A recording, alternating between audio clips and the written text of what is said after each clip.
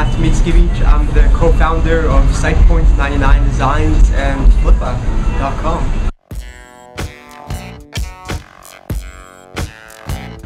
Yeah, basically the precursor to SitePoint was a website called webmasterresources.com. I launched it back in 1998 when I was still in high school. I think I was 14 or 15 years old. And the website really just blew up, unexpectedly really. And within a year I was making good money and I got a lot of media attention as well. I got featured in the LA Times and USA Today and Windows Magazine, which at the time had 1 million subscribers. Through that success of the website, I met my business partner, Mark Arbottle, and we relaunched the site as SitePoint.com in March of 2000. So we've been working together for over a decade now.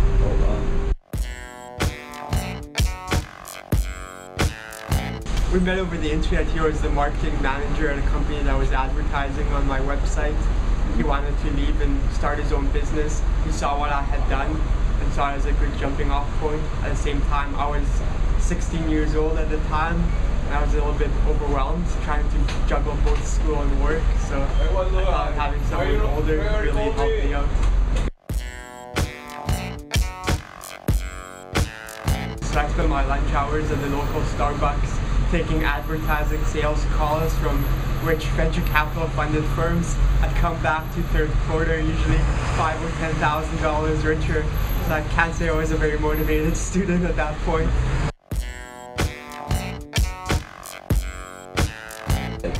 So SitePoint started off as an online content website, and the business model, like every .com at the time, was generate lots of page views and sell advertising.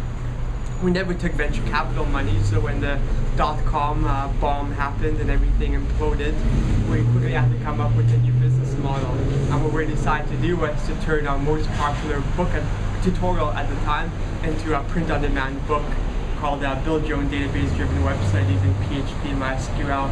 And we simply used all the unsold ad inventory on SitePoint.com to sell this book for $35. And we ended up selling 20,000 copies. So we got into the book publishing business, basically finding out what content and topics were popular on SitePoint.com, publishing 300 and 400 page books about them and selling them both directly through our website and later through retail channels as well, through Borders, Barnes & Noble, Amazon.com, etc.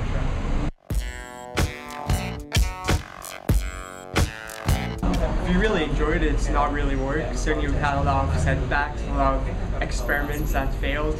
So for example, right before we got into book publishing, we tried to publish ebooks. So we didn't want to have to ship physical products to customers. And back in 2001, no one was ready for it and it completely flopped. Likewise, 3 or 4 years ago, we tried doing online video tutorials, tried selling them for $8 or $10 a piece, and that also didn't work.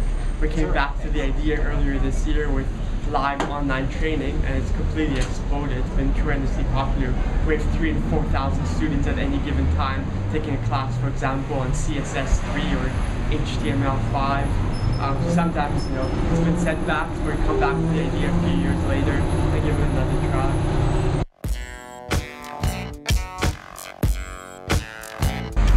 For the first few years, it was all about the hustle, so no personal life. For basically the first 5, 6, 7 years, it was just full-on weekends, evenings, like vacations, etc. Like, if you're going to be an entrepreneur, you have to be ready for that. Like, your friends will be off in Cabo on the beach, and you'll be working and answering emails and making sales calls and trying to get revenue in the door. So work-life balance is something that comes later once you're successful. Like, if you're trying to establish work-life balance from day one, probably shouldn't be in business for yourself. Get a regular 9-to-5 job, I think. We have a general manager in each of our 3 companies. We have a finance team overseeing all 3 companies, a CFO. So we've basically been able to hire some really good people that look after a lot of the day-to-day stuff and as well as the stuff that we don't enjoy doing. So it's been really good being able to do that. I think online is the best kind of business to start because the startup costs are so incredibly low. You can test different things really, really quickly, find out what's working and what's not.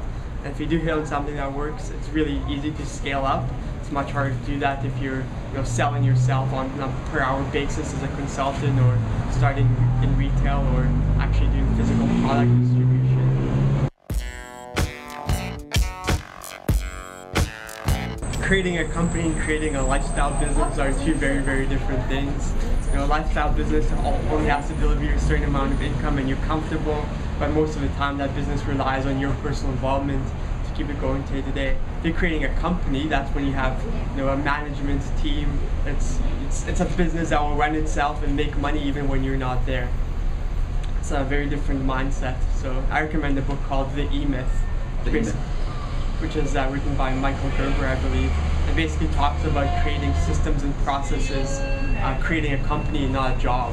A lot of people think they're starting a business, but really they're just creating a job for themselves and becoming self-employed, and very, very different things.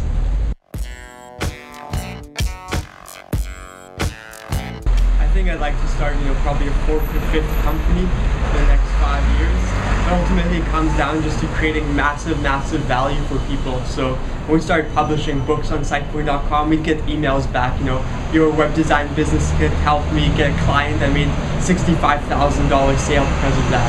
Or 99 Designs, who paid out $13 million to designers all over the world since we started the business. Or Flippa.com, we've helped people sell almost $40 million in websites.